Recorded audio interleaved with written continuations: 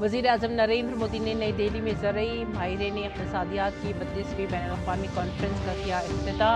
कहा, हमारा ज़रई तनव्वुअ दुनिया में ग़िज़ाई तहफ़्फ़ुज़ के लिए है उम्मीद का मरकज़। आज आलमी खुराक और ग़िज़ाइयत के मसाइल के हल कर रहा है भारत।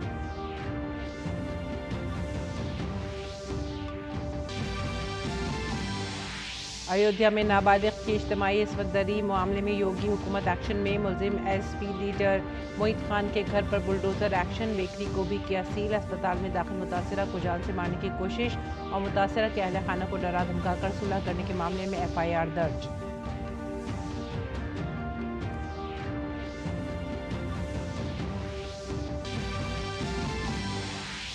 उत्तर प्रदेश हुकूमत के काबीना वजीर संजय निषाद अयोध्या गैंगरेप मुतासिरा से मुलाकात के बाद हुए जज्बाती। अखिलेश यादव के PDA को बताया झूठा। जब तक मुलजिम को फांसी नहीं दी जाती तब तक लड़ाई जारी रखने की कही बात। समाजवादी पार्टी के दफ्तर के बाहर करेंगे एहतजाज।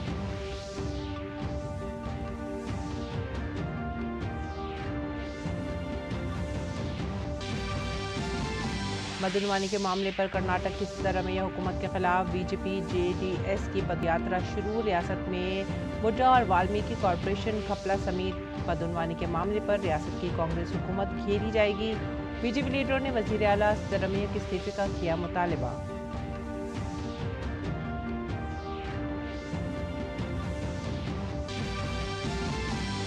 सुप्रीम कोर्ट की खुसूसी लोक अदालत में 1000 से ज्यादा मुकदमात का हुआ तस्फिया। मरकजी वजीर कानून ने खुसूसी लोक अदालत हफ्ते के अख्ताम पर कहा, सालिसी के जरिए तस्फिया का जज्बा हमारी सकाफत में है शामिल। चीफ जस्टिस DY चंद्रचूड़ ने कहा, सबकी कोशिशों से मुमकिन हुई है लोक अदालत।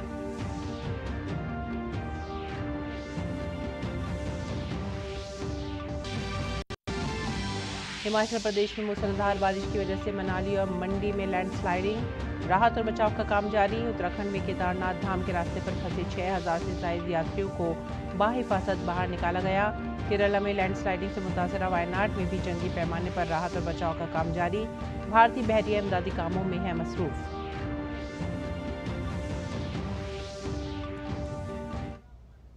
आदाब नाजरीन, उर्दू खबरों में आप सभी का खैर मकदम है। नजर डालते इस वक्त की खास खबरों पर। उत्तर प्रदेश हुकूमत में काबीना वजीर संजय निषाद आज अयोध्या में मुतासिरा के घर गए। संजय निषाद अयोध्या गैंगरेप मुतासिरा से मुलाकात के बाद जज्बाती हो गए। उन्होंने कहा कि मुलजिम या मुजरिम कोई भी हो, उसकी ज़ात का ख्याल ना किया जाए, उसके खिलाफ कार्रवाई की जाए। मुलजिम को फांसी होने तक लड़ेंगे और समाजवादी पार्टी के दफ्तर के बाहर एहतजाज करेंगे। उन्होंने अखिलेश यादव के PDA को झूठा करार देते हुए कहा कि जब तक मुलजिम को फांसी नहीं दी जाती लड़ाई जारी रहेगी। पहले तो मैं आप समाचार सभी इलेक्ट्रॉनिक के माध्यम से मैं इतना कहूँगा कि अखिलेश का PDA आज यहाँ झूठा है और हम निषाद समुदाय का नेतृत्व करते हैं। निषाद अति पिछड़ा है और अनुसूचित भी है। ऐसे में महिला अबला भी है और महिला हमारे यहाँ पूजनीय है, उसके साथ अत्याचार हो और PDA का नारा देने वाले और अयोध्या में जीत का पीठ थपथपाने वाले, लगता है कि इन अपराधियों के सहारे उनकी जीत हुई है। अपराधियों को बचाने के लिए आज सपा और कांग्रेस जो PDA का नारा देने वाली है उनका मुंह नहीं खुल रहा है। अपराधी को बचा रहे हैं, न पार्टी से निकाल रहे हैं, न तो उसके खिलाफ कोई बयान दे रहे हैं। बगल के 2 जिले हैं सुल्तानपुर और संत कबीरनगर। निषाद समुदाय ने अपना एक वकील बना के भेजा कि निषाद हैं, आवाज़ उठाएंगे और ऐसा मुँह सिल दिया है कि वो निषाद भी इस निषाद की बेटी के साथ मुँह खोलने के लिए नहीं है। मैं आज के दिन में पीड़िता के न्याय दिलाने के लिए मैंने सदन में आवाज़ उठाई। जैसे मेरे समाज के लोग, मेरी पार्टी के लोग जिस दिन पता चला उसी दिन से खड़े हैं और अंतिम तक जब तक उसे फांसी पर नहीं लटका देंगे तब तक डॉक्टर संजय उसके लिए लड़ाई लड़ेंगे। आज मैं सदन में आवाज़ उठाया। मैं मुख्यमंत्री जी को धन्यवाद दूंगा कि उन्होंने मेरी आवाज़ को सदन में इस ढंग से उठाया और कार्रवाई की। वो लोग जेल गए और आज उनके ऊपर और कार्रवाई हुई। बस इतनी उम्मीद रखता हूँ कि मैं अपने समुदाय का किस तरीके से उनका सुरक्षा दे सकता हूँ। मैं सभी पार्टी से अपील करूँगा, अत्याचारी का कोई जाति नहीं होता है, उसका साथ न दे और ऐसे अत्याचारियों के खिलाफ मैं समाजवादी पार्टी में उसके कार्यालय में जाकर धरना दूंगा कि ऐसे समाजवादी पार्टी से नारा देने वाले सांसद को पार्टी से बाहर करें और उसे उनकी सदस्यता समाप्त हो जाए। जो इस सांसद ने उसका उनके लिए पैरवी की है, पूरे के पूरे उसके मुकदमा नहीं होने दिया कई दिन तक। वो 13 साल की बच्ची है, 13 साल की बच्ची कहाँ जाएगी, कहाँ मुँह दिखाएगी, और किस तरीके से ये मेरे समाज के ऊपर अत्याचार हो रहा है, इसमें किस तरीके से होगा। अंग्रेजों से लड़ा, मुगलों से लड़ा, आपकी अत्याचारियों से कैसे रहा जाएगा। मैं समाज से अपील करता हूँ कि ऐसे लोगों के खिलाफ खड़ा हूँ और अपने न्याय के लिए मेरा साथ दें, और मैं उसे जहाँ तक हो सकता है उसे लड़ाई लड़ने का काम करूँगा। अयोध्या जिले के बदरसा कस्बे में एक नाबालिग लड़की के इज्तिमाई इस्मत दरी मामले में वजीर आला योगी आदित्यनाथ की कार्रवाई जारी है। गैंगरेप के मुलजिम एसपी लीडर मोहित खान का घर गिराने के लिए बुलडोजर पहुंचा और कार्रवाई हुई। मुलजिम मोहित खान की गैर कानूनी जायदाद पर बुलडोजर कार्रवाई भी की जा रही है। और अयोध्या में नाबालिग के साथ इज्तिमाई इस्मत दरी के अहम मुलजिम एसपी लीडर मोहित खान की बेकरी पर भी छापा मारा गया है। उसकी बेकरी को सील कर दिया गया है। बेकरी में बनने वाली अशिया के नमूने ले लिए गए हैं। यह कार्रवाई असिस्टेंट फूड कमिश्नर मानिक चंद सिंह की क़यादत में की गई। मोहित खान की बेकरी का लाइसेंस भी मंसूख कर दिया जाएगा। इसके अलावा योगी हुकूमत की कार्रवाई से खौफजदा मुलजमीन नाबालिग के घर वालों पर सुलह के लिए दबाव डाल रहे हैं और इनकार करने पर जान से मारने की धमकी दे रहे हैं। मामला सामने आने के बाद एसपी लीडर और Bhadarsa Nagar Panchayat chairman Mohammad Rashid, SP leader Jaisingh Rana और एक दूसरे के खिलाफ एफआईआर दर्ज की गई है। पूरा कलिंदर थाना के पेपरी भरत कुंड के रहने वाले रामसेवक दास ने मुकदमा दर्ज कराया है। एफआईआर के बाद मुलजिम जुमेरात की रात 11 बजे डिस्ट्रिक्ट विमेन हॉस्पिटल गया और मुतासिरा को कत्ल करने की कोशिश की। इसके अलावा मकतूल के अहल खाना को सुलह कराने की धमकी भी दी गई। मुतासिरा खातून डिस्ट्रिक्ट विमेन हॉस्पिटल में दाखिल है।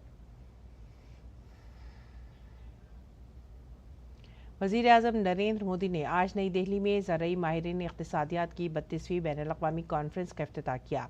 कॉन्फ्रेंस का मौजू पायदार ज़रई खुराक के निज़ाम में मुंतकली है, जिसमें 75 ममालिक के नुमाइंदे शिरकत कर रहे हैं। कॉन्फ्रेंस में डिजिटल ज़राअत और पायदार ज़रई खुराक के निज़ाम की नुमाइश के साथ भारत की ज़राअत में होने वाली पेशरफ्त को ख़ास तौर पर उजागर किया जा रहा है। International association of agricultural economist के ज़ेर-ए-एहतमाम ये 6 साला कॉन्फ्रेंस 7 अगस्त तक जारी रहेगी। भारत 6 दहाइयों से ज्यादा के वक्फ के बाद इसकी मेजबानी कर रहा है। अपने खिताब में वजीर आजम ने ज़राअत के शोबे में भारत में होने वाली पेशरफ्त का जिक्र किया। वजीर आजम ने कहा कि भारत इन तजुर्बात को दुनिया के साथ बांटने का ख्वाहिशमंद है।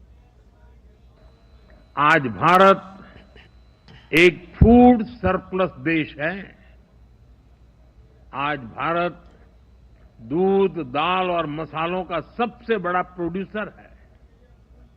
Bharat food grain, fruits, vegetable, cotton, sugar, T, framed fish, इनका दूसरा सबसे बड़ा प्रोड्यूसर है। एक वो समय था जब भारत की फूड सिक्योरिटी दुनिया की चिंता का विषय था। एक आज का समय है जब Bharat global food security, global nutrition security, इसके सॉल्यूशन देने में जुटा है। वजीर आजम ने भारतीय इल्मी रिवायत में ज़राअत पर लिखी गई तहरीरों का भी जिक्र किया। वजीर आजम ने कहा कि ये तहरीरें जाहिर करती हैं कि भारत ज़रई रिवायत में साइंस और मंतक को तरजीह देता रहा है। इस साल के बजट में भी बहुत बड़ा फोकस सस्टेनेबल फार्मिंग और क्लाइमेट रेजिलिएंट फार्मिंग पर है। हम अपने किसानों को सपोर्ट करने के लिए एक पूरा इकोसिस्टम डेवलप कर रहे हैं। भारत का बहुत जोर क्लाइमेट रेजिलिएंट क्रॉप से जुड़ी रिसर्च एंड डेवलपमेंट पर है। बीते 10 सालों में हमने करीब 1900 नई क्लाइमेट रेजिलिएंट वैरायटी अपने किसानों को दी है। इसका लाभ भारत के किसानों को भी मिल रहा है। हमारे यहां राइस की कुछ वैरायटीज ऐसी भी है जिनको ट्रेडिशनल वैरायटी के मुकाबले 25% कम पानी चाहिए। और वज़ीर आज़म ने कहा कि आज दुनिया का सबसे ऊंचा मुजस्समा एक किसान लीडर सरदार पटेल का है। वज़ीर आज़म ने स्टैच्यू ऑफ यूनिटी की तामीर में 6 लाख गांव के किसानों से ज़रूरी आलात के टुकड़ों को जमा करने और फिर उन्हें एक अजीम मुजस्मा बनाने के लिए जमा करने का भी जिक्र किया। आज एक किसान सॉइल हेल्थ कार्ड्स की मदद से ये जान सकता है कि उसे क्या उगाना है।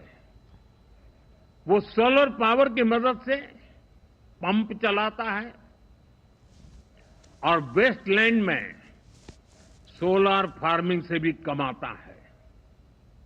वो ई-नैम यानी भारत के डिजिटल एग्रीकल्चर मार्केट के द्वारा अपनी पैदावार को बेच सकता है। वो किसान क्रेडिट कार्ड का उपयोग करता है। वो प्रधानमंत्री फसल बीमा योजना के माध्यम से अपनी फसलों की सुरक्षा सुनिश्चित करता है। किसानों से लेकर एग्री टेक स्टार्टअप्स तक, नेचुरल फार्मिंग से लेकर के फार्म स्टे और फार्म टू टेबल की व्यवस्था तक भारत में कृषि और उससे जुड़े सेक्टर्स लगातार फॉर्मलाइज हो रहे हैं। मरकजी वजीर ज़राअत शिवराज सिंह चौहान ने वजीर आज़म मोदी की क़यादत की तारीफ की। उन्होंने कहा कि वजीर आज़म मोदी की क़यादत में ज़राअत के मैदान में भारत की तरक्की की शरह दुनिया में सरफहरिस्त है। प्रधानमंत्री श्रीमान नरेंद्र मोदी जी के नेतृत्व में आज भारत की कृषि विकास दर लगातार दुनिया में सबसे ज्यादा बनी हुई है। हमने जो प्रधानमंत्री जी के नेतृत्व में प्रयत्न किए हैं, उत्पादन बढ़े, लेकिन साथ में भारत की चिंता भी रही है कि वो उत्पादन सुरक्षित उत्पादन हो, मानव शरीर के लिए भी और धरती के स्वास्थ्य के लिए भी, मिट्टी के स्वास्थ्य के लिए भी। भारत को दरपेश मसाइल का तस्करा करते हुए वजीर ज़राअत ने उम्मीद जाहिर की कि माहिरीन इक़्तिसादियात की ज़हनसाजी से हल निकलेंगे। इस मंच पर विचार विमर्श के माध्यम से जो आज हमारे सामने समस्याएं हैं, उनके समाधान में जुटेंगे और मुझे पूरा विश्वास है आपके लगातार चिंतन से, मंथन से जो निष्कर्ष निकलेंगे वो हमारी सतत खाद्य प्रणाली के लिए और कृषि के लिए बहुत उपयोगी साबित होंगे। भारत की परंपरा है वसुदैव कुटुंबकम की, सारा विश्व एक परिवार है और प्रधानमंत्री जी की चिंता केवल भारत के लिए नहीं है, विश्व के कल्याण के लिए है। आगे बढ़ेंगे अगली खबर की तरफ। सुप्रीम कोर्ट के 75 साल मुकम्मल होने की याद में मनाए जाने वाले लोक अदालत हफ्ते का आज आखिरी दिन है। यह हफ्ता 29 जुलाई से 3 अगस्त तक मनाया गया। इस दौरान लोक अदालत में 1000 से ज़ायद मामलों का तस्फिया किया गया। पहली बार सुप्रीम कोर्ट में इस तरह के दीवानी मुकदमात का तस्फिया लोक अदालत लगाकर किया गया, जिसमें दोनों फरीकैन ने बाहिमी रजामंदी से केस खत्म करने पर इत्तफाक किया। और इस मौके पर मुनक़्क़िद प्रोग्राम में वज़ीर क़ानून अर्जुन राम मेघवाल ने कहा कि हमारी सक़ाफ़त में सालिसी के ज़रिए हल का एहसास रहा है। ये भारतीय रिवायत की वजह से है कि हम इंसाफ के मैदान में बेहतर हैं। हमारी भारतीय परंपरा रही है और इस परंपरा के कारण ही हम न्याय के श्रेष्ठ में भी श्रेष्ठ हो रहे हैं। इसलिए हमारी सभ्यता और संस्कृति दुनिया में अपने झंडे गाड़ रही है जी, इसमें कोई शक नहीं है। इसलिए एक कवि ने ठीक कहा है, यूनान और मिस्र रोमा सब मिट गए जहां से, कुछ बात है कि ऐसी हस्ती मिटती नहीं हमारी। Chief justice D.Y.. चंद्रचूड़ ने कहा कि ये लोक अदालत डिस्ट्रिक्ट लीगल सर्विसेज अथॉरिटी से लेकर सुप्रीम कोर्ट तक सबकी कोशिशों की वजह से मुमकिन हुई है, जिसमें 1000 से ज्यादा मामलात को बाहिमी रजामंदी से तय किया गया है। Lok Adalat was just a reminder that though we are at the apex of the Indian judicial system, we are in that sense so closely and deeply associated with the lives of our citizens. I hope that we will now institutionalize this process of dispensing justice through Lok Adalats, because it's been one of my initiatives that whatever we do as a court must be institutionalized. shouldn't be that just one-off initiative which is then forgotten for the future until 15 years later somebody else picks it up. और रुख करेंगे कर्नाटक के वजीर आला के खिलाफ बदउनवानी के इल्जामात के खिलाफ बीजेपी ने आज पैदल यात्रा शुरू की है। रियासती बीजेपी सदर BY विजेंद्र ने कर्नाटक में मुड्डा घपले के खिलाफ बीजेपी के एहतजाज के आगाज से पहले चामुंडेश्वरी देवी मंदिर में पूजा की। मुड्डा के जरिए प्लाटों की मुबैना घपले के खिलाफ एहतजाज के लिए आज से 10 अगस्त तक बेंगलुरु से मैसूर तक एक मार्च का एहतमाम किया गया है।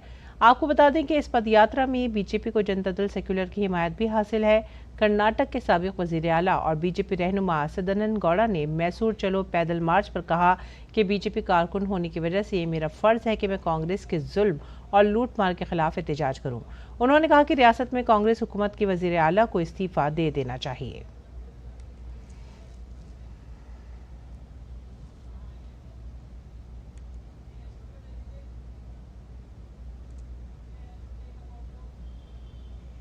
Worker, it is my responsibility to see that certain atrocities, certain lootings that has been done by these Congress people that need to be agitated when they fail to come out of with the resignations.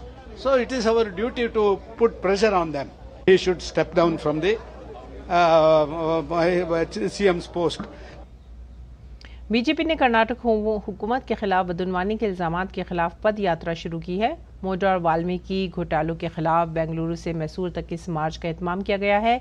BJP ने इल्जाम आयद किया है कि chief minister Siddaramaiah तहकीकात को मुतासर कर रहे हैं क्योंकि वो एक आईनी ओहदे पर फायज हैं। ऐसे में उन्हें अपने ओहदे से इस्तीफा दे देना चाहिए। मरकजी वजीर प्रहलाद जोशी ने इल्जाम लगाया कि बदउनवानी कांग्रेस के DNA में है और सिद्धारमैया कर्नाटक में इसी रिवायत को आगे बढ़ा रही हैं।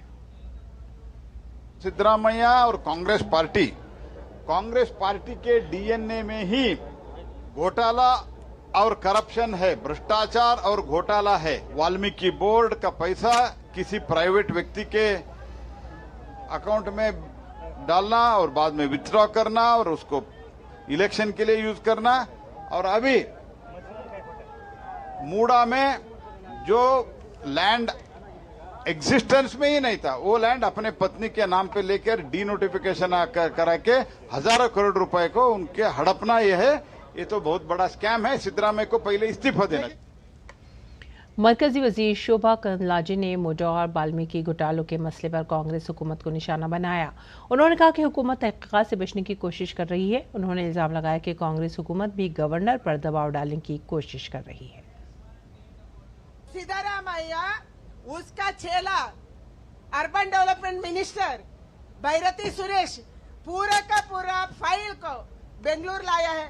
अभी मूडा में एक फाइल भी नहीं है, वो छुपा रहे हैं बेंगलुरु में। इसके कारण ये न्याय मिलने के लिए सिद्धरामैया इस्तीफा देना, इस्तीफा से ये सब बाहर आएगा। अभी ईडी को मदद नहीं दे रहे वाल्मीकि डेवलपमेंट कॉर्पोरेशन का ये इंक्वायरी में, इधर भी ऐसे वो दबाएंगे एंड गवर्नर को भी दबा रहे। पद यात्रा के बारे में बात करते हुए बीजेपी के MP विश्वास राज बॉम्बे ने कहा है कि कांग्रेस की सिद्धरामैया हुकूमत के खिलाफ लोगों में गुस्सा है और हम इस गुस्से की नुमाइंदगी कर रहे हैं। This is the Padayatra against corruption. Siddharamaiah government is drowned in corruption from day one. In all departments there is corruption, all transfers there is corruption, land deals, mine deals. They are putting Karnataka for sale. So people are really against this government. So we are representing the people and we are doing the Padayatra. BJP के रुकने parliament Tejasvi Surya ने वजीर आला सिद्धरामैया के खिलाफ इल्जामात को संगीन करार देते हुए उनसे इस्तीफे का मुतालबा किया। उन्होंने कहा कि सिद्धरामैया और उनके खानदान ने अपने इख्तियारात का गलत इस्तेमाल किया है और अब उनके लिए फरार का कोई रास्ता नहीं है। The Chief Minister and his family are direct beneficiaries of a executive decision which has benefited them illegally, unethically, up to crores of rupees. And the facts are so simple that it's an open and shut case. The Chief Minister and his family have nowhere to hide. The allegations are very serious. It is time for him to resign. अगली खबर उत्तराखंड से। उत्तराखंड में केदारनाथ धाम और यात्रा के रास्ते पर फंसे हुए यात्रियों को बचाने के लिए राहत और बचाव का काम तेज रफ्तारी से जारी है। अब तक 6000 से ज्यादा अकीदतमंदों को बाहिफाजत निकाल लिया गया है। आज 300 लोगों को एसडीआरएफ की टीम ने मनकटिया और सोनप्रयाग के दरमियान पहाड़ी रास्ता अबूर करने में मदद की है। केदारनाथ धाम में फंसे अकीदतमंदों को निकालने के लिए भारतीय फौज के चिनूक और MI-17 हेलीकॉप्टरों की भी मदद ली गई है। एनडीआरएफ, एसडीआरएफ और पुलिस की मदद से पैदल रेस्क्यू ऑपरेशन भी जारी है। अब भी 500 से ज्यादा अकीदतमंदों के फंसे होने की इत्तलात हैं और सभी महफूज बताए जा रहे हैं। गुज़िश्ता रोज किए गए रेस्क्यू ऑपरेशन में 1500 अफराद को पैदल ही महफूज मकामात पर मुंतकिल किया गया और 4 हेलीकॉप्टरों के जरिए तकरीबन 630 मुसाफिरों को सफरी रास्ते से बहिफाजत निकाला गया। बारिश और लैंडस्लाइडिंग की वजह से केदारनाथ यात्रा को अगले अहकामात तक रोक दिया गया है। दरिसना केदारनाथ वादी में रेस्क्यू टीम ने थारो कैंप के करीब मलबे के नीचे फंसे शुभम केशव नामी शख्स की लाश बरामद की है। और वज़ीर आला पुष्कर सिंह धामी ने अमली तौर पर जिला मजिस्ट्रेट रुद्रप्रयाग और पुलिस के सीनियर सुपरिटेंडेंट रुद्रप्रयाग से बात की। आफात से मुतालिक राहत और बचाव कामों का जायजा इजलास मुनक्किद किया और ज़रूरी हिदायतें जारी की। पुलिस सुपरिटेंडेंट रुद्रप्रयाग ने जानकारी देते हुए कहा है कि 31 जुलाई 2024 की रात श्री केदारनाथ धाम यात्रा के पैदल रास्ते पर शदीद बारिश की वजह से बहुत से लोगों का पता नहीं चल सका, लेकिन इनमें ज़्यादातर बाहिफाजत अपने घरों को पहुंच गए हैं। जुलाई को केदारनाथ एरिया में जो है भारी बारिश की वजह से काफ़ी जगह पे लैंडस्लाइड हुआ है और उसकी वजह से रोड भी क्षतिग्रस्त हुई है। लगातार जो है उसके लिए रेस्क्यू ऑपरेशन जो है वो चलाया जा रहा है। काफ़ी लोगों का जो है क्योंकि नेटवर्क कनेक्टिविटी ना होने की वजह से और बारिश की वजह से अपने परिवारजनों से संपर्क नहीं हो पा रहा था, परंतु जब उनका रेस्क्यू किया गया तो काफ़ी लोगों ने अपने परिवारजनों से संपर्क भी किया हुआ है और काफ़ी लोग अपने घरों पे जो सकुशल पहुँच भी गए हैं। कुछ जगह पे ऐसी सूचनाएं चल रही है कि काफ़ी लोग मिसिंग हैं, तो जितने भी लोगों की हमारे पास सूचना आई है वो ऑलमोस्ट सभी लोग अपने घरों पे जो है वो पहुँच गए हैं। तो किसी भी तरह की ऐसे अगर कोई भ्रामक सूचनाएं फैलाता है तो उसमें विश्वास न करें। अगर आपका परिवारजनों से संपर्क नहीं हो रहा है तो पुलिस से जरूर संपर्क करें। उत्तराखंड में हुकूमत मौसम से मुतालिक मरकज़ के इंतबाहात के तयन काफ़ी अलर्ट थी और बर वक्त कार्रवाई से हज़ारों ज़ायरीन की जान भी बच गई और कम नुकसान हुआ। लेकिन केरल में रियासती हुकूमत ने मौसम से मुतालिक वार्निंग पर तवज्जो नहीं दी, जिसकी वजह से बहुत सी जानों का नुकसान हुआ है। दरिसना राहत और बचाव का काम जारी है। मलयालम फिल्म अदाकार और इलाकाई फ़ौज में लेफ्टिनेंट कर्नल मोहनलाल ने लैंडस्लाइडिंग से तबाहशुदा वायनाड का दौरा किया। मोहनलाल फ़ौज की वर्दी में नजर आए। उन्होंने मेपाडी में टेरिटोरियल आर्मी बेस कैंप में ओहदेदारों से बातचीत की। उसके बाद उन्होंने लैंडस्लाइडिंग से बुरी तरह मुतासरा मंडुकई का दौरा किया। मलयालम फिल्म सुपरस्टार को 2009 में इलाकाई फ़ौज में एजाज़ी लेफ्टिनेंट कर्नल का खिताब दिया गया था। वहीं केरल के DGP law and order MR Ajit Kumar ने कहा कि वायनाड में लैंडस्लाइडिंग के इलाके को 6 जोन में तकसीम किया गया है। उन्होंने कहा कि तकरीबन 400 अफराद के लापता होने की इत्तला है और आज एक और लाश बरामद हुई है। The 5th day of rescue and relief operations going on. We the forces are more concerned with the search operations. We are trying to see whether how many bodies can be recovered so far. The entire area is divided into 6 zones. 5 are land zones and 1 is the river zone. So in last 2 days we have been concentrating on the river zone, and all the river zones have been divided into various sectors, police station based, along with the police officers, forest, fire force, coast guard, and the local volunteers who know swimming are being used for this purpose.